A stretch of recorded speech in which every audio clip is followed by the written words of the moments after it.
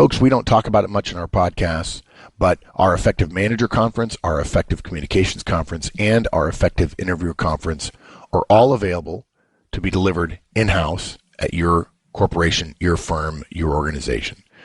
We have over 1,000 clients the world over on all the continents except Antarctica who have paid us to travel to them, customize our training, and deliver more focused training without the opportunity cost of individuals traveling. Depending upon the size of the group, you can save some money. And again, totally tailored to your culture, your company, your people. If there's somebody in your firm that we need to talk to, let us know or have them contact us. We look forward to it. Welcome to Manager Tools. Our guidance on planning an offsite, part 1. So Danny, we're going to talk about something that you and I may have done more than any two other people on the planet that listen to us. Feels like it. Millions of people who listen to us each month, planning an offsite. And this is one of those things that follows the Horseman Christmas rule. It's something you do rarely, but something that you want to do well. And so usually that means it's very stressful, and you're not very good at it. And, managers are often responsible for planning offsites, team meetings, trainings, industry conference, and so on. Sometimes companies hire outside agencies to do it, but for the vast majority of companies, for the vast majority of offsites, it's done by somebody internally. It's probably a plum given by a director or a VP. Hey, why don't you set this up? And then the manager goes, sure, thanks for the vote of confidence. And then, holy Toledo, what do I do? What do I do? Yeah. And this particular cast is planning a meeting that's not in your office, not on campus. And this is about how to plan it once you've made the decision that it's not going to be at your location. Okay. So what's our outline? What are the high level steps that somebody needs to go through? Right. So we've broken the process down into 6 steps, and they are pretty high level because several of them have substeps. Substeps. Yes. I don't know. Is that a word? So first, we're going to choose the city. We're going to talk about how you go about deciding what location you're going to have it, if it's going to be in the location where your office is or not. Then we're going to talk about writing your RFP, which is an acronym for request for proposal. You just blew 500,000 people's minds. They just, what's an RFP? What's that? What's an RFP? Yeah. Once you have the RFP ready to go, we're going to talk about how to identify potential hotels and the process for submitting your RFP, because believe it or not, there's a more effective way to do that than you might think. Once you've received the proposals back from the hotel, we're going to talk about how you go through those proposals and choose your hotel. And then we're going to really get into the nitty gritty, which is how to work with the hotel. Oh. I'm guessing people probably thought that was going to be the first step, right? Like, how do I work with the hotel? But it's actually step number 5. And there's a lot of detail there. And then we're going to wrap up with what to do after the meeting. Because once the meeting is over, you still have some activities around closing out the meeting with the hotel to make sure that process is handled correctly. I was just doing the math in my head. How many offsites have you and I separately planned? How many events have we contracted with a hotel somewhere else to do? I mean, if you think about Manager Tools this year, if you think about all of our presentations, we're probably about 200 to 300, I think.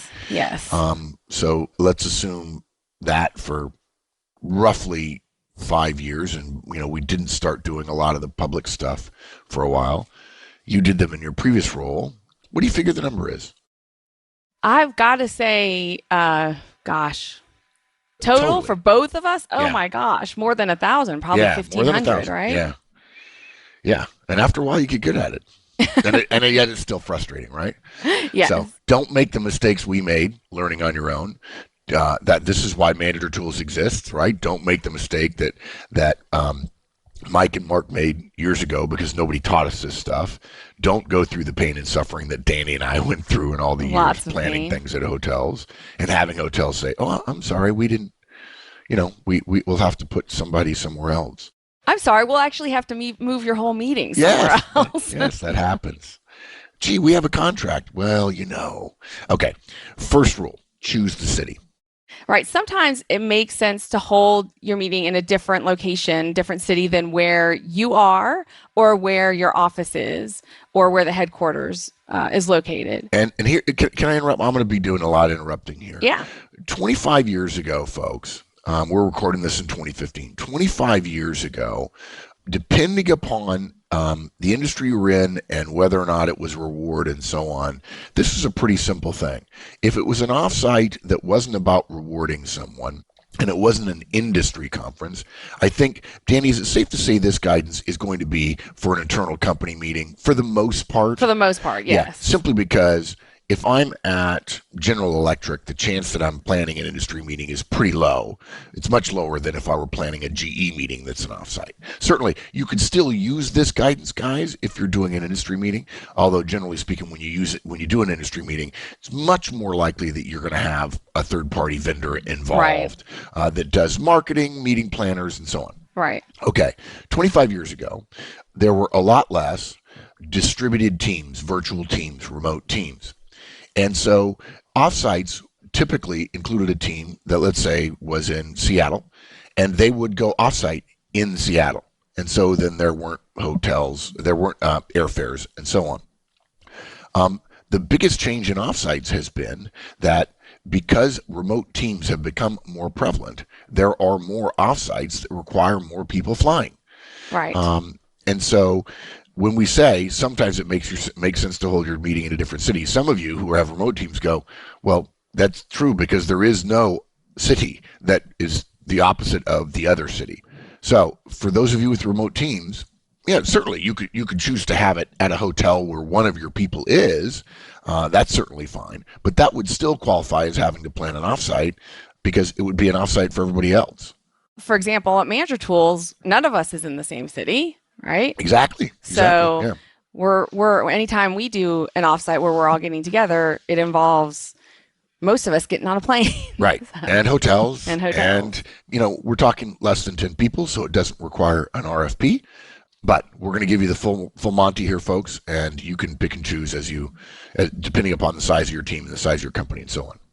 Right. So if you're planning, for example, a team meeting, you're the manager and the majority of your team, let's say, is in Atlanta and you're in Dallas, it's probably going to make more sense for you to get on a plane and travel to them to reduce the number of people who are, in fact, traveling. Right. So we have three things that you're going to consider when choosing the city for your offsite. Okay. So first, does your organization have an approved list of cities? People don't know that. Right. But companies do. Right. And if you don't know, you need to ask, right? And who would they ask? If you have a meeting department, which a lot of big organizations do, you might want to start there. You could certainly ask your manager. I would ask HR. I would ask also your most senior person's admin, for example. Okay. I used to ask our CEO's admin because she was kind of the keeper of all of that. Right. Okay, good. I would just ask anybody that I could think of. Right. Some companies don't have a list. It's, up to you, or it's based on where the headquarters are, that type of thing. But some organizations, for example, might say, we don't have meetings in Las Vegas because we don't want people to think that we're all, getting on a plane and going to Las Vegas to have a good time for the weekend. Right. There might not necessarily be a written list.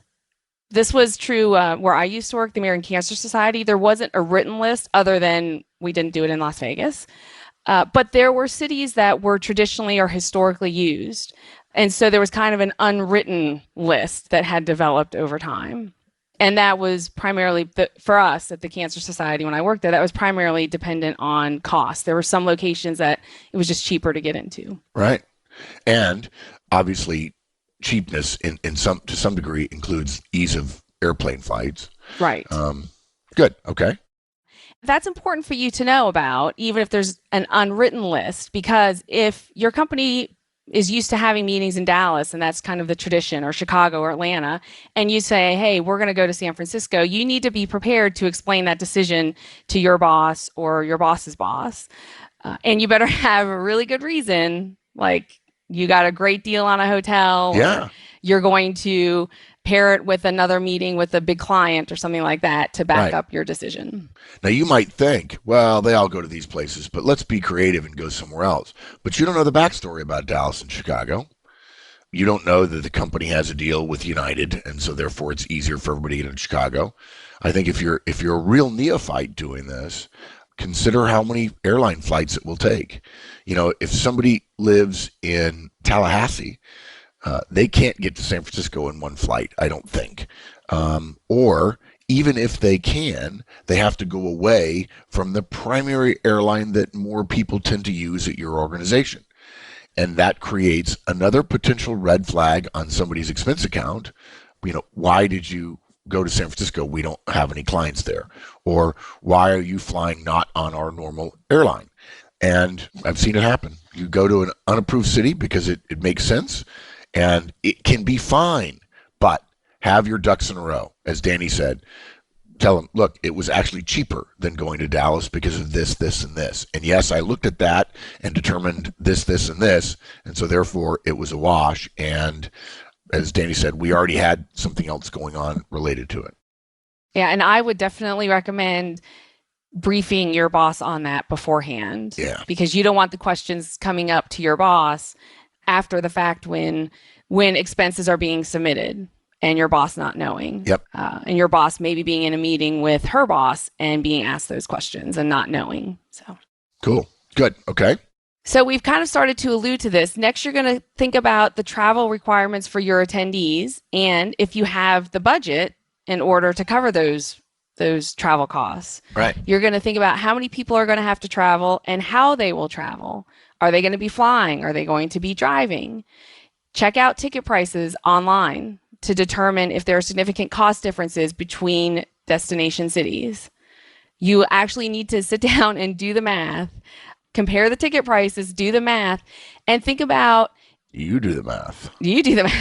Think about, is it actually going to be cheaper to fly than to drive? Sometimes it's cheaper to do one or the other depending on mileage reimbursement. Right. And time. Time costs money too. And if it's a weekend meeting and everybody's going to be driving home, Sunday afternoon or Sunday evening, and it's going to be dark and it's going to be winter, there are people who would say, okay, if the cost is relatively equal, we want them to fly rather than to drive 6 hours when they're tired after a 2-day meeting. And since the meeting's on a weekend, they probably will have gone out Friday or Saturday night, and they won't be 100% on Sunday night when they're driving home. And you may think these things are silly, but trust me, somebody else is thinking about these very things. Yes, your attendees, and that will impact their experience at the meeting. Oh, yeah, exactly. So, as I recall, you and I had a discussion once about a meeting you attended that was politically sensitive because of driving or flying, and where could you have it, and who planned it, and so on. Is it your experience, Danny, that most large organizations still have corporate travel offices? Or my sense in the last 20 years, those have gone away a great deal. And there are rules, but there's not an office per se. There are rules that the expense people apply, but the travel office doesn't exist. Am I wrong about that? That's been my experience. Okay, good. So then, it's unlikely, guys, although you may be lucky, that there's a corporate travel department. But if there is a corporate travel department, call somebody there and talk to them. If you have one, make the call and say, look, I'm planning an offsite. I have some questions. Just thought I'd get some guidance about this, flying versus driving, this versus that. Talk to the experts if you can. Good. And it's great to reach out to those people because not only do they have that information, but again, if you make a decision to go slightly out of the norm, the fact that you have talked to them ahead of time and you've gotten their insight and you've gotten their expertise and you have a relationship with them, that might help if you get asked questions about why you made this decision over that decision. They may be more willing to kind of come to your defense or help you explain that. Right. So good. Okay. That was a lesson that I learned. I was pretty good at planning offsites and did not reach out to the CEO's admin, who, as I said earlier, she was kind of the holder of that in the organization that I worked in because we didn't have a corporate travel person. And I just kind of went out and did my own thing. And because I knew how to do it, I'd done it a bunch. Right. And when there was, I can't remember exactly what the problem was, but when there was a little wrinkle, she was clearly upset that I hadn't previously reached out to her, and that did not help me. So, Yeah, and those kind of people are people. If you yes. upset them even inadvertently, they may choose to be less willing to approve things you ask for later. Right. So if you decide that you're gonna have people fly, or you don't have a choice, right, because of the distance, you want to look at the flight schedules because that's going to impact when people get to your meeting, when they're going to be able to arrive, which can impact your starting time and your ending time. For example, if your meeting starts at 8:30 in the morning and folks have to fly in, then they're going to need a hotel room the night before. Chances are there's not a lot of places that you can fly in and get there and be on site ready to go by 8:30 in the morning. And so you'll need to know that and take that into consideration when Right. you're planning your budget. When you're researching this flight information, you might discover, hey, everybody can get to the hotel by 11. So maybe we start at noon Right. and go later instead of starting at 8:30 and ending at 5. I got to tell you something. That is something that people just don't think about. Yeah. There is a gigantic assumption, the unspoken assumption that well, of course we'll start first thing in the morning. We'll have breakfast together. We'll warm up. It's like, wow, the cost of that for those 3 hours between 4 hours between 8 and noon is not trivial. Particularly if they're flying in Friday.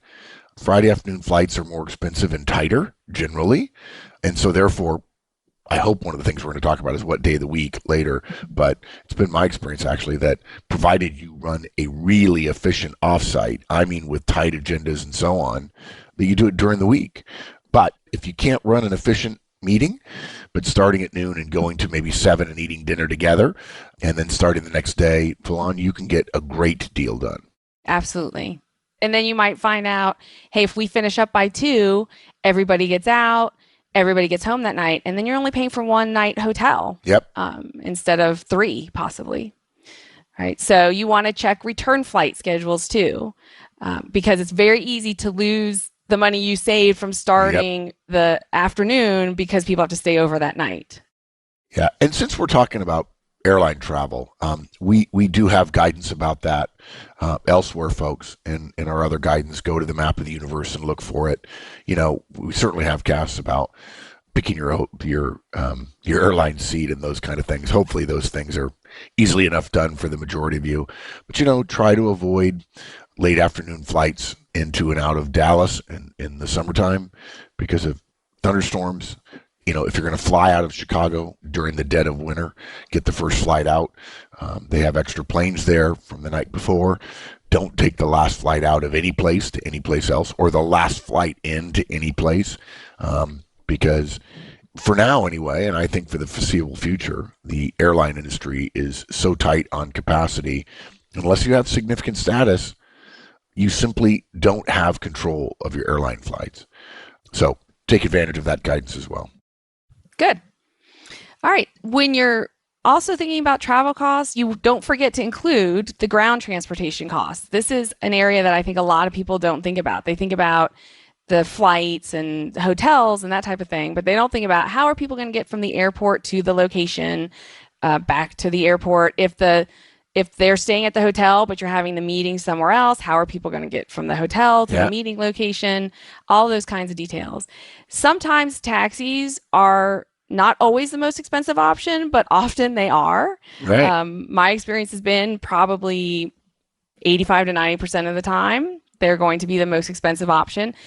Sometimes you are okay paying that because they're usually also going to be the fastest. Right. Shuttles from airports where you're ride sharing usually are going to cost much less per person, but it's going to take you 2 or 3 times as long to get to your destination because they're making multiple stops because you're ride sharing. They might have to stop at 4 hotels before they get to your hotel. A lot of hotels, particularly those near airports, offer complimentary shuttles, which could give you a cost saving. We're going to talk about the things to consider when choosing your hotel. And that might be one of the options that you think about that goes into your decision. Does this hotel have shuttle service?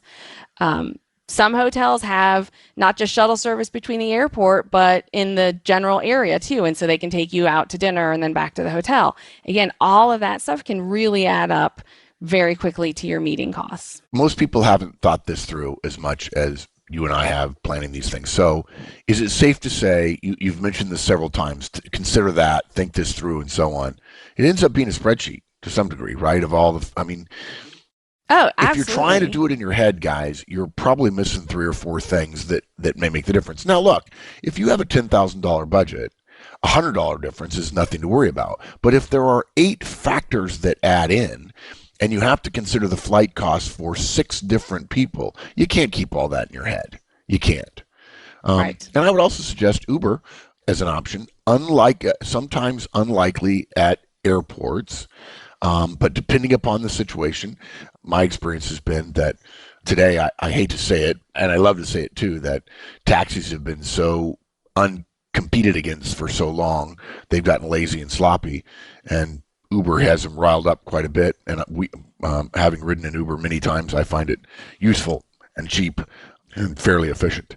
But I think certainly considering taxi costs would be a good thing. I also think one of the things you're going to end up with is a situation where, and I've done this before, where you say, look, guys, I know you can take a taxi, but I know if you do take a taxi on this offsite, that will go against the offsite's expenses, whether you mean it to or not. And so we're staying at a hotel that has a shuttle. You're going to have to wait 20 to 30 minutes. I'm sorry about that. But to get this done and to have the excitement of going to an offsite and getting together face to face to plan this thing we're going to do next year, or to figure out our strategy, because we did well this year and we've earned the right to do this offsite, we're going to have to keep costs down. Take the shuttle. Okay. Do your email while you're waiting around on the shuttle. Don't take a taxi. Okay. We're staying at this hotel. It's not the best hotel in the area, but it's good. And it has a shuttle that'll pick us up, take us to dinner. We're going to save some money. I can tip the driver $20 and they'll take us nearly anywhere. Absolutely. And as you were saying that, so 2 thoughts came in my mind. Number one is I wrote this cast so long ago that Uber didn't exist when Exactly. I wrote this. And number two, we didn't even include in this cast, I didn't, communicating all of this to your attendees, which is Right. probably a whole other topic, right? Because all of that needs to be communicated to people. Again, when it comes to ground transportation, ask questions in your organization, because some organizations have policies. Again, where I used to work, we had a policy. You did not take a taxi. It was just policy. You didn't. You were expected to take a shuttle. And if you took a cab, it was out of your own pocket. Right. Exactly. Yeah. So you need to think about those things. Well, that reminds me of Scott Adams, the famous, incredibly bright creator of Dilbert, who says his favorite email he ever got was from a young professional who went on a business trip, one of his first business trips, submitted his first expense account, and because he took on his business trip, his own umbrella, which he lost, he submitted an expense report for his umbrella, which I find objectionable, but nevertheless, A little bit. they sent it back and said, no, we're not going to pay for your personal umbrella. You lost it. And so several weeks later, he sent in another expense report to the expense department and said, see if you can find the umbrella this time. Oh, Um, gosh. and the point of that is, right, that there are people who will say, oh, well, I want to take a taxi and I can't put the taxi on there, but there's some other ways I can do it. And folks, try to remember that we assume everybody who listens to Manager Tools is an ethical person, and you wouldn't do that. Absolutely. Okay? What about seasonal considerations? You and I talk about that a lot, about We going to do. places that price makes an enormous difference, that having a meeting at Beaver Creek in Colorado in the wintertime is probably a bad choice. Right. Their demand increases the price at Right. certain destinations, right? At certain times of the year. So that means that not only is the hotel probably going to be more, but flights into that location are going to be more. Everything's going to be more expensive. Food might be more expensive. So you definitely want to think about the demand for the locations that you're going to. For example, going to somewhere in Florida during spring break is probably going to be a lot more expensive than going to Florida in July. Right. Well, look, I have the best story of this of all. A couple of years ago, my wife Rhonda and I went to see our daughter Kate in Phoenix. And because of schedules, and my schedule, and Kate's schedule, and Rhonda's schedule, we went for the 4th of July. Because, of course, everybody goes to Phoenix on the Phoenix 4th of in July. July. One day, we were sitting outside. It was 119 degrees, which is, I think, twice the average temperature of Pebble Beach, where I live now. And we stayed at the Phoenician Hotel, which is a very nice hotel near Camelback.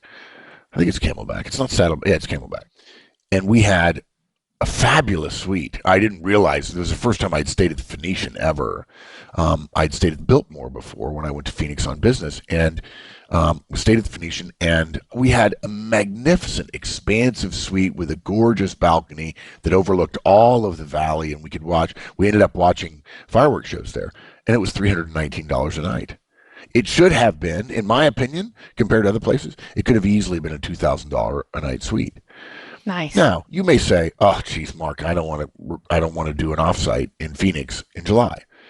Okay, maybe not. I could do it.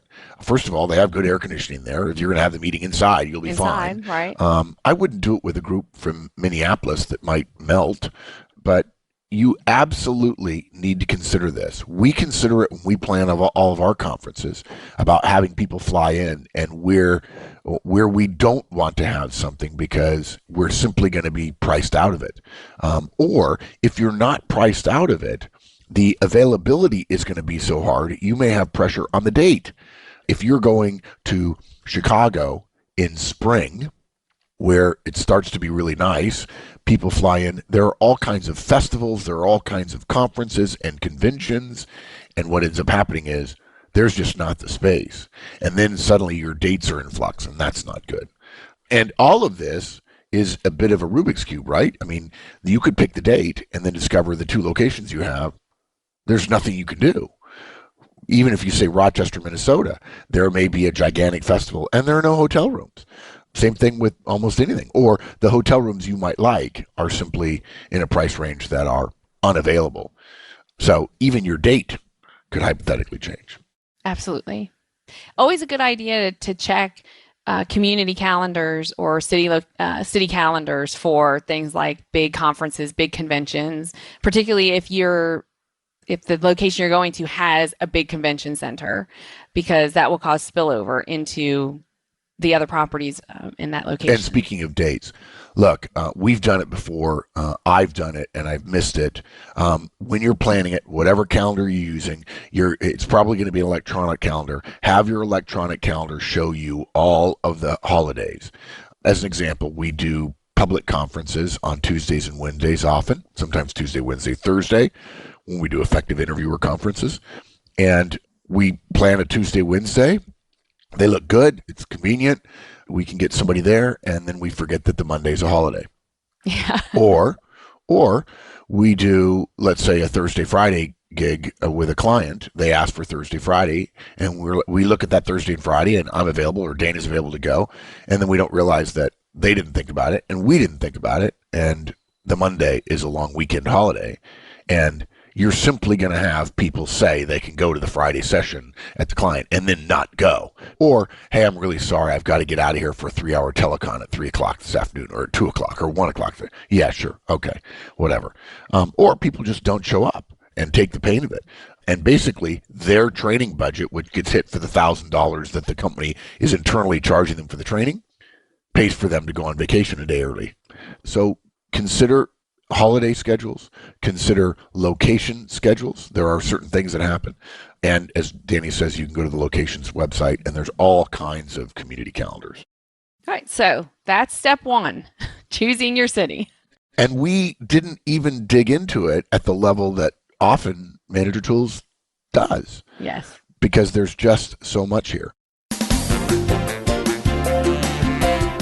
Thanks, everybody. Come back next week. More on planning an offsite in part 2.